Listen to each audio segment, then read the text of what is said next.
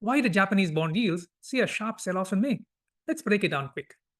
Mid 2024, the Bank of Japan, let's call it BOJ, took a strong decision and surprised markets with a 50 basis points rate hike, taking it out of negative rates. In short, the BOJ said no more easy money, no more negative rates, and no more yield curve control. By August 2024, the BOJ started reducing its purchases of Japanese government bonds, let's call it JGBs.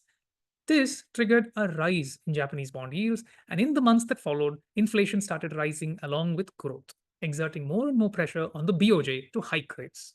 Fast forward to 2025, Germany sees a political shift and more fiscal pressures. The US also witnessed a political shift, and soon the US tariff policy created chaos, whipsaws in both equity and debt markets. US and German yields see a surge, and Japanese foreign debt investments take a hit.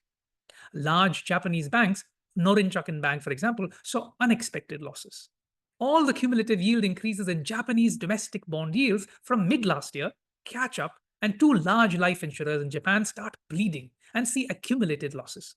Probably foreseeing this, start 2025, the BOJ stepped in and introduced regulations urging life insurers to reduce their asset liability mismatches, nudging them towards buying more and more JGBs, dated JGBs, thereby keeping the longer end of the yields in check. However, with comments from Japan's PM Ishiba-san likening Japan's fiscal to that of Greece, looming upper house elections and market expectations of tax cuts and fiscal stimulus, pension funds and life insurers got worried and were not willing to buy longer dated bonds.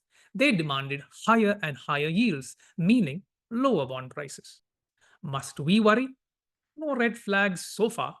What must you look out for then? See if the sell off gets broad based and affects the shorter end of the yield curve, especially 10-year maturities and much below.